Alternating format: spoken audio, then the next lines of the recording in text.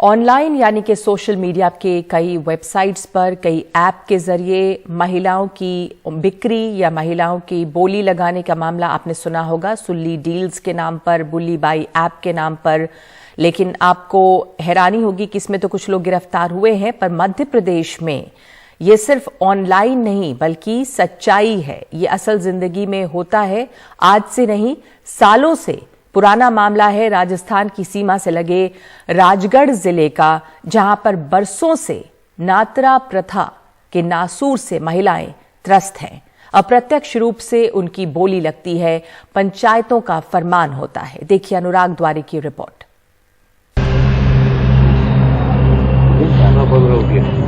कितना हो गया? 3,40,000। झगड़े की रकम 5 लाख नकद। दस्तखत जरूर करा डालो।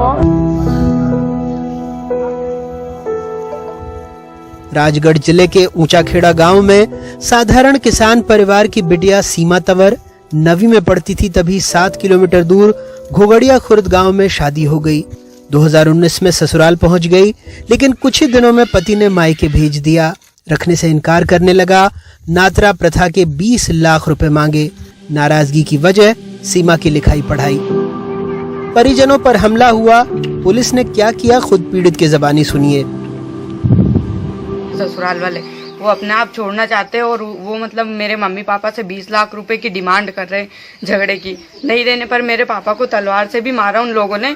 और ये मतलब ये एफआईआर हमने कालीपीठ थाने में दर्ज करवाई। अब तक ना तो आरोपियों को गिरफ्तार किया उन्होंने, और उसने गांव में मकान भी जलाया और बहुत सारा नुकसान भी किया।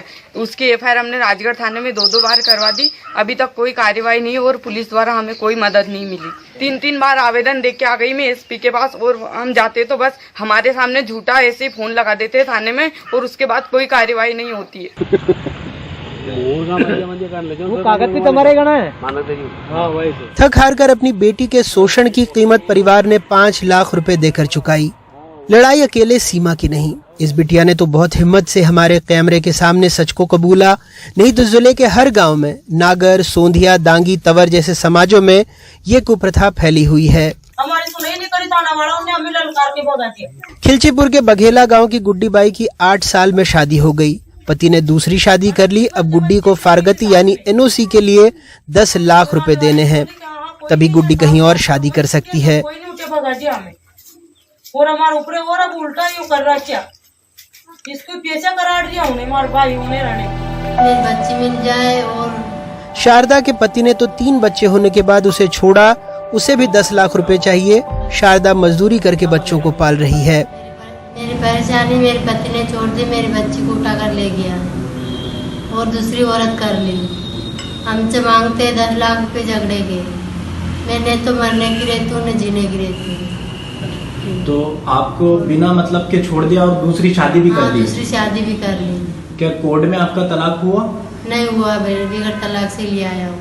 अच्छा, पुलिस वालों के पास आप गए थे? पुलिस वाले के पास भी गए थे, पुलिस वाला ने कुछ भी नहीं किया।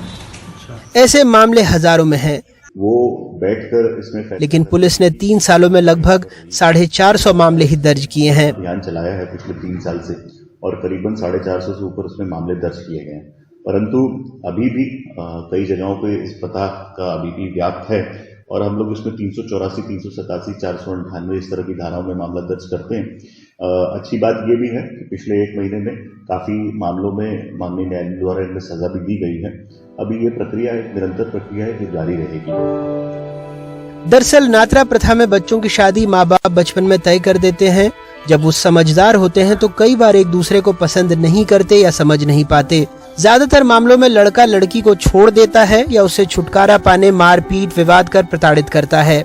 लड़के का पक्ष ऐसे मामलों में लड़की के नए पति या पिता से झगड़ा वसूलता है, जिसकी रकम लाखों में होती है। संसद में इसके खिलाफ कानून बनाने की मांग भी उठ चुकी है। ये कुप्रथा जितना इसके खिलाफ कार्रवाई हो सके होना चाहिए। हमने तो मांग की कि इसमें कानून बनना चाहिए। बुल्ली बाई का जो इशू है, वहां तो एक बिना जाने अनजाने में किसी को भी उन्होंने नाम उठा लिया और उसको ऑन सेल कर दिया। लेकिन ये कुप्रथा तो जो चली आ रही है, इस पर भी अलग से ध्यान देने की आवश्यकता है। ऐसी कुप्रथा पर उस राज्य में ध्यान नहीं दिया जा रहा जहां एनसीआरबी के आंकड़ों के मुताबिक SC/ST अत्याचार के 37,751 मामले अदालतों में लंबित हैं। इनमें अनुसूचित जाति से संबंधित 27,449 मामले हैं जिनमें सजा की दर 40% है और अनुसूचित जनजाति से संबंधित 10,302 मामलों में सजा की दर 36% है। विधानसभा में एक लिखित सवाल के जवाब में सरकार ने माना कि पिछले 7 वर्षों में मध्य प्रदेश में महिलाओं के खिलाफ अत्याचार से जुड़े मामलों में सालाना औसतन 27% दोष सिद्धि ही हो पाई है।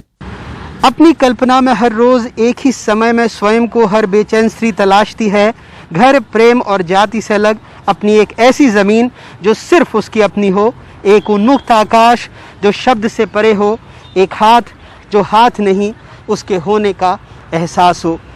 ये पंक्तियाँ निर्मला पुतुल की हैं, लेकिन क्या आप मानेंगे कि आज भी एक ऐसा समाज है जहाँ जो पीड़ित है वही गुनहगार है, वो भी 1-2 दिन से नहीं बल्कि सदियों से, और इसे रोकने कोई कुछ नहीं कर रहा। ये विधानसभा भी मौन बैठी हुई है। भोपाल से कैमरा पर्सन रिजवान खान और तनवीर के साथ अनुराग द्वारी, NDTV इंडिया।